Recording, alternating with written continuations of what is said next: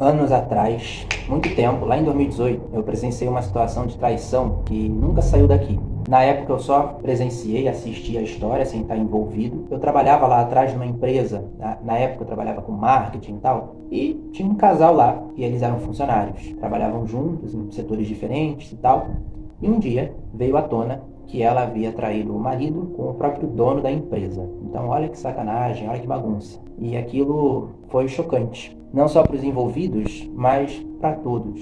E aquilo destruiu muito mais do que um casamento. Aquilo desfez uma parceria, mexeu com a empresa, abalou a empresa inteira. E eu acredito que ela também caminhou para falir por conta disso também, né? Ele era um grande ponto de firmeza daquela empresa. Muita gente ali ficou esperando uma explosão que ia acontecer da parte do cara, né, que descobriu a traição. Nossa, ele vai lá brigar, né, com o dono, vai ter agressão, vai ter porrada, escândalo, né? Parece que as pessoas desejam o caos, mas foi justamente o contrário que mais me marcou. Isso não aconteceu. E isso não faz do cara que descobriu a traição um trouxa. Aquele homem, como eu fiz no meu caso, ele respirou, ele se despediu das pessoas ali que ele gostava e foi embora daquilo ali.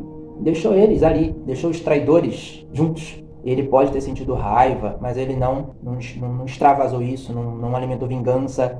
E hoje eu entendo que aquela experiência, que a postura dele, né, ele não foi frio, ele foi forte diante daquela situação. Ele percebeu ali, ó, forças e recursos. E que naquele dia, talvez no pior dia da vida dele, um dia muito ruim, ele se manteve, de alguma forma, centrado e seguiu, mesmo com muita dor. E sabe o mais interessante? Que anos depois, quase 10 anos já, a gente está em 2026, essa história é de 2018, ele encontrou uma mulher com quem ele construiu uma família, uma relação completamente diferente, uma relação baseada em reciprocidade, respeito, compromisso. Talvez, tenho quase certeza que naquele dia da traição ele achava que tinha perdido a vida que ele queria, o amor da vida dele, toda uma história que ele também tinha projetado, planejado. Hoje eu percebo que, na verdade, ele apenas estava sendo conduzido para uma história e para uma vida muito melhor para ele. Igual que está acontecendo comigo. Quando eu vivi o fim do meu casamento e que isso também aconteceu comigo, eu passei por tudo isso, igual